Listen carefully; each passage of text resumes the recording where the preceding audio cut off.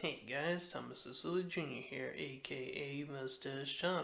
Here to review Resident Evil, the final chapter, and the only reason I decided to watch this movie was to end the suffering of this franchise, which probably died at the beginning of the first movie, but kept coming back for more. So I'm here now to end this final chapter, and hopefully it really is the final movie in this franchise.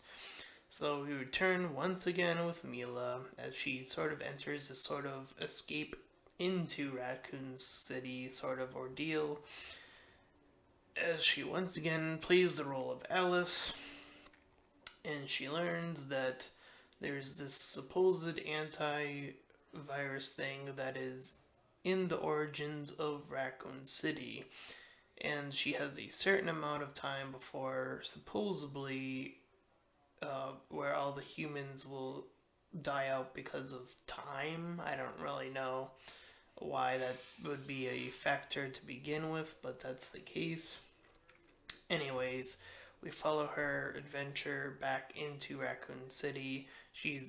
Uh, she's no longer with the five individuals she was with in the previous movie. However, she is rejoined by Claire Redfield and a bunch of other individuals who I really don't remember any of their names. The only other character I kind of remember, even remotely, is Claire's boyfriend. So it'll be a spoiler review.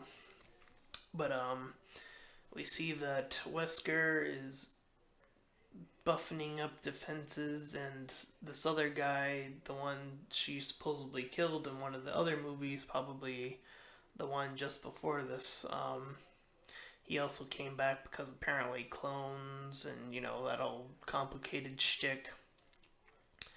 Um, and there's a part at the end of the movie where I thought, man, they should have probably switched out their roles between Wesker and this guy. I mean, the final fight between her and him seems like something that should have been happening between her and Wesker instead. But we deal with a bunch of characters and they all die. They're pretty much death fodder for this movie. Um, and even at that rate, Claire's involvement in this movie isn't anything spectacular, of course. Um, and we have her, Mila, as Alice being sort of still robotic, I guess, or part of her still robotic, even though she doesn't have powers anymore. Because apparently the virus that Wesker gave her was fake in this movie, and I guess the other individuals, as I said, died, so I guess they were written off of the movie or whatever. But we have some characters dying off to like some pretty stupid stuff. I will say that this movie has terrible, terrible camera work. Um, it is just all over the place, and it can be a little bit even nauseating, I would say. Um, so there is that to deal with on top of everything else.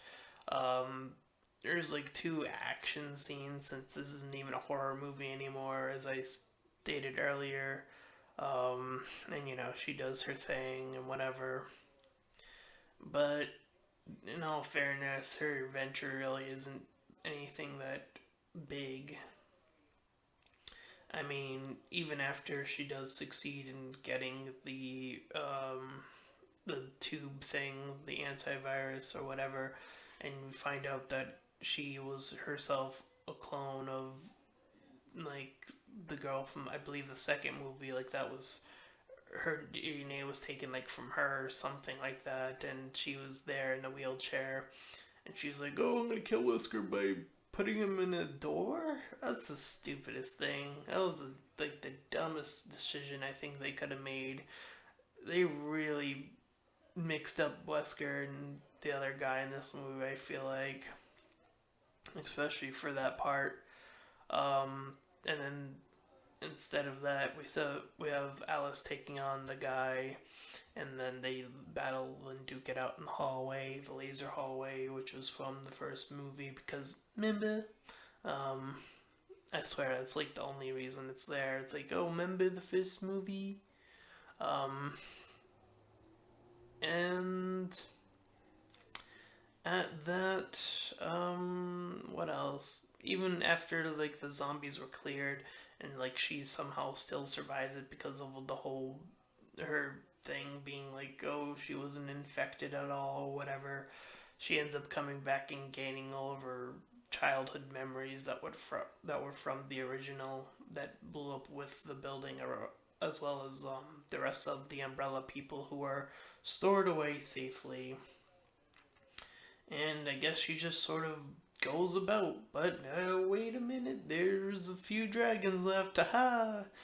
Ah, jeez, this movie was dumb. And after this whole thing, you know, this one, in thinking about the entire franchise, I still feel like this entire thing could have been saved slightly if it didn't have Resident Evil in the title.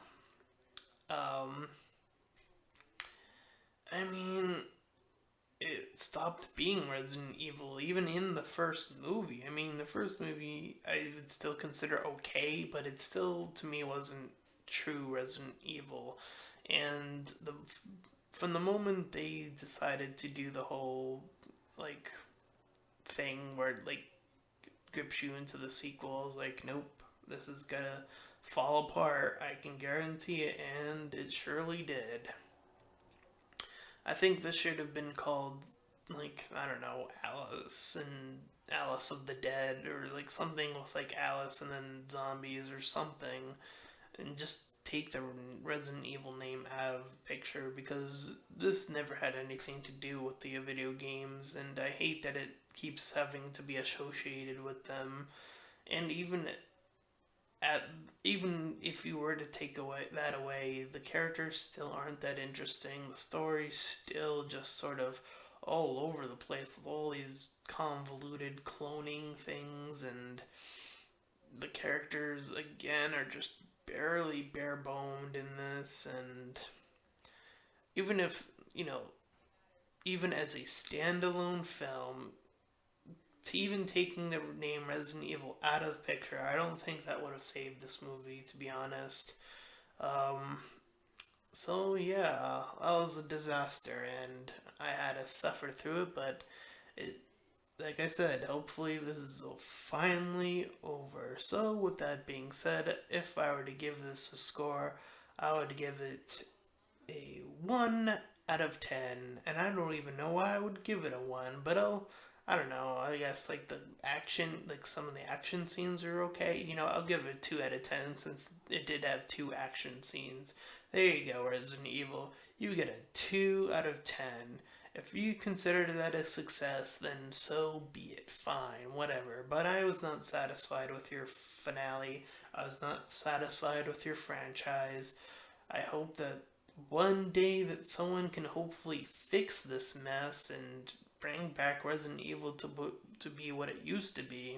But until then, I guess it is what it is, and it's finally over. So, I'm Thomas Cecily Jr., aka Mustached, and if you like this video, please feel free to like, comment, and subscribe. And if you want to give a little extra, I'll have a Patreon and the link in the description, so you can set that up. And until next time, bye!